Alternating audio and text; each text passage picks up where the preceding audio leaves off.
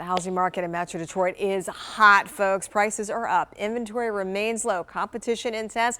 Here to break it all down for us and tell us the best cities for first-time home buyers is Jeanette Schneider, the Vice President for RE/MAX of Southeastern Michigan. Great to have you back on the show. We really appreciate it.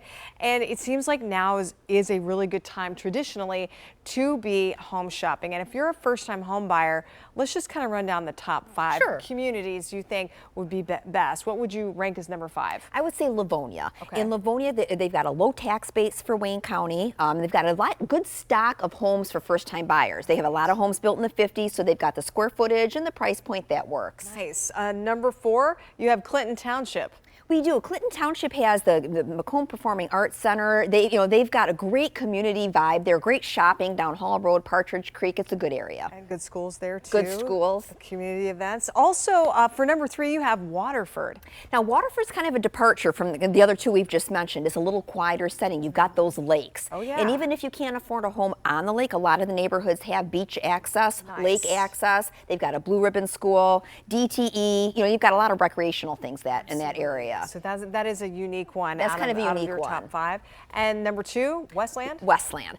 Kind of like Livonia in that it has lower tax rate. The homes are a little bit more affordable there. And based on its location, good freeway access, and you've got border communities of Canton with all the shopping and the dining. Westland has its own on that as well, so it's a good location. And the number 1 for first-time home buyers you would recommend? Hazel Park. Okay. Has kind of been our sleeper the last couple of years on the fringe there. With Royal Oak and those areas getting so expensive, Hazel Park offers the affordability. And while it is a metropolitan area city, it's retained that small town feel, and they've got the Promise Zone. So any high school graduate of Hazel Park School that lives in Hazel Park gets scholarship dollars for college. Nice, kind of like the Kalamazoo Promise, which kicked that all off. Kind of like that, Yeah. exactly. I mean, and they've got these award-winning restaurants. It's really becoming a hip and cool place to Mabel live. Gray. That's my husband's favorite place. I mean, we Alrighty. love it. We love it there. So, is it possible to find a good location and a good price?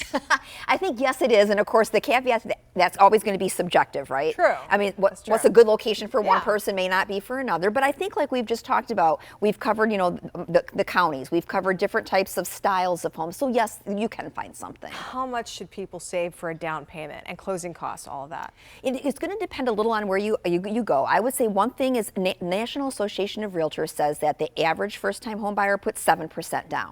So, I mean, if you want to kind of say, okay, if my price point is this, on average, I should be looking at maybe saving 7% for that down payment, another couple thousand for closing costs and incidentals along the way. That'd be a good starting point. And how often do the buyers have to pay all the closing costs versus maybe you can negotiate that in? I'd say nowadays you probably have a little bit of negotiating power, especially determining the seller side of things. If the seller doesn't want to own 2 homes, if they're turning around and they're looking to buy, they want to get this one wrapped up, they'll be workable with you. And do you have a good window through the summer, or is it kind of like June, July, and then the homes are gone? The homes are kind of gone right now. I know, right? Where's the inventory? The inventory is kind of that way now. I mean, now seasonally for us is always a good time of the year. If you have children, people like to kind of get in and get moved before the school year starts. Right. So now really is a good window. That being said, you can buy a home year-round because life happens 12 months a year. That is there's so true. always going to be inventory out there. All right. Well, I tell you, we really appreciate the advice, Jeanette. Thank you so much. Oh, my pleasure. From RE/MAX of Southeastern Michigan. So for people who might be going to open houses today or through the weekend, Kevin, good weather? Great weather today, yeah.